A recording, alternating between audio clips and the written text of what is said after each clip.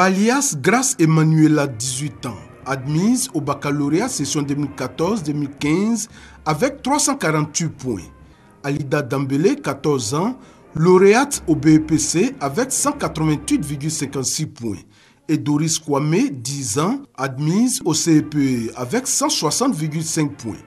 Comme celle-là, elles sont 163 filles en Côte d'Ivoire cette année qui ont réussi à leurs examens scolaires en obtenant d'excellentes notes. La ministre de l'Éducation nationale et de l'enseignement technique, à travers cette cérémonie, veut les honorer afin de les amener à continuer sur cette voie et aussi encourager les parents à scolariser leurs filles. Vous êtes des modèles pour vos camarades.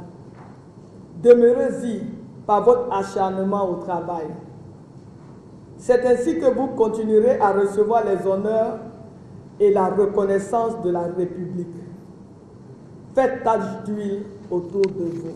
Les lauréates s'engagent à faire mieux les années à venir afin de toujours mériter la confiance placée en elles. Je vais continuer, je vais faire l'effort de continuer pour produire encore de meilleurs résultats à l'avenir. Je vais suivre mes études, je vais essayer de bien travailler, de toujours venir dans ce genre d'événements, être une meilleure, un leader de l'Afrique. Je vais aussi bien me préparer pour aborder le cycle secondaire.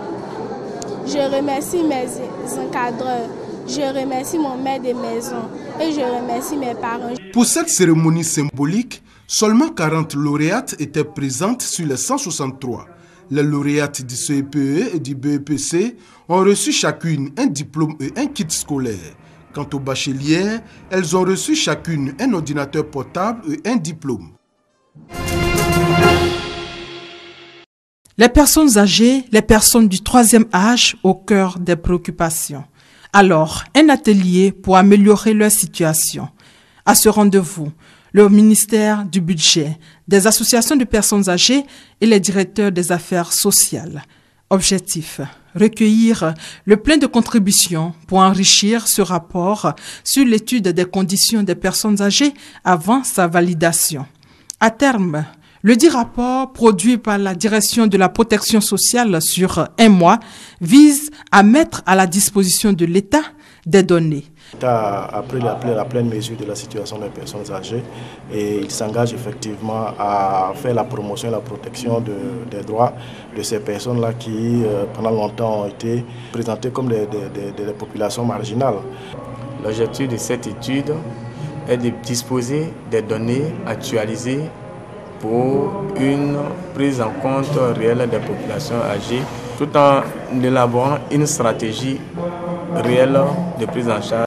Depuis 40 ans, les personnes âgées de plus de 60 ans représentent 4% de la population ivoirienne selon le présent rapport et 37,6% de cette frange vulnérable est encore en activité. La présente étude est une satisfaction. C'est un sentiment de grande satisfaction en ce sens que c'est quelque chose qui ne s'est jamais vu en Côte d'Ivoire. Ça permet de voir les caractéristiques socio-démographiques, socio-économiques, la dépendance, la vulnérabilité des populations cibles que nous gérons au jour le jour. Cet engagement de l'État ivoirien en faveur des personnes âgées s'inscrit dans la mise en œuvre des actions du PND, le Plan national pour le développement 2012-2015, en rapport avec la mise en œuvre des recommandations du plan d'action de Madrid sur le vieillissement.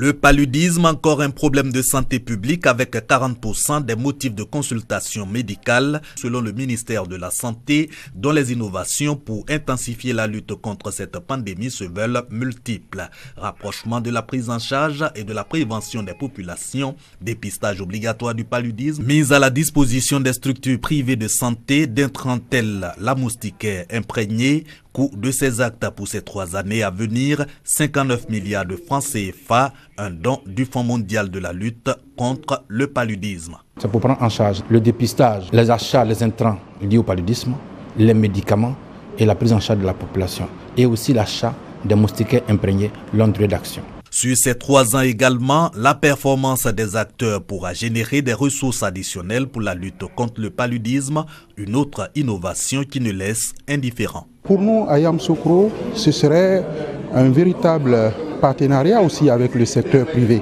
pour que toute la population soit prise en compte. Donner effectivement les médicaments gratuitement, comme cela est indiqué par le bailleur.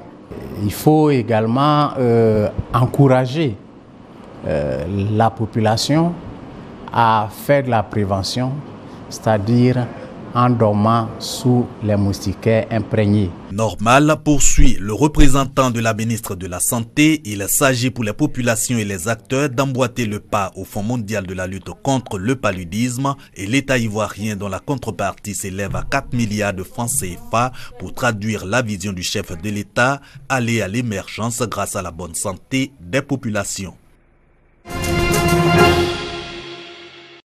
La Journée mondiale du tourisme a pour objectif de présenter les enjeux du tourisme et de sensibiliser la communauté mondiale à l'importance de ce secteur. Le secteur génère plus de 750 000 milliards de francs CFA et emploie également plus de 250 millions de travailleurs dans ses divers compartiments. De plus, il contribue au PIB pour 10% et représente 6% du total des exportations dans le monde. Le nombre de touristes internes s'élève à 706 000 pour 470 000 touristes internationaux, soit près de 1,2 million de touristes en Côte d'Ivoire pour l'année 2014. Pays de droit et de cohésion, la Côte d'Ivoire a amélioré son image au plan international et ouvert ses portes aux investisseurs venant de tout horizon.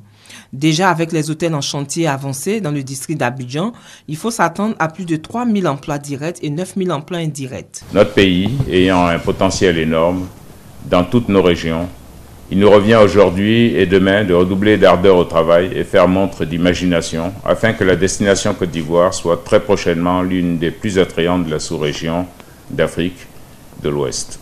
Au nom du gouvernement ivoirien, je souhaite plein succès à la 36e édition de la Journée mondiale du tourisme. Dans de nombreuses régions du globe, le tourisme arrive en tête des activités économiques avec ses répercussions sur l'emploi, le brassage des populations et l'ouverture au monde.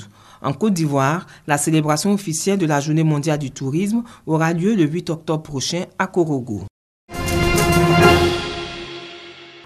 Victoire des indépendantistes aux élections régionales de dimanche en Catalogne. Ils obtiennent la majorité absolue au Parlement, ce qui leur permettrait de mettre en œuvre leur projet de séparer leur région du reste de l'Espagne. Avec une participation de 77% au scrutin, les indépendantistes se disent désormais légitimes, ce que contestent leurs adversaires qui soulignent qu'ils n'ont recueilli que 47,8% des suffrages. Fin du voyage du pape François aux États-Unis. Le souverain pontife a achevé dimanche une visite de 6 jours qui s'est conclue par une messe géante à Philadelphie. Comme à New York et Washington, il a suscité l'enthousiasme des foules et plaidé à nouveau en faveur de l'écologie ou de la famille. Le pape a aussi évoqué le scandale des prêtres pédophiles, déclarant que Dieu pleure quand des enfants sont victimes d'abus sexuels.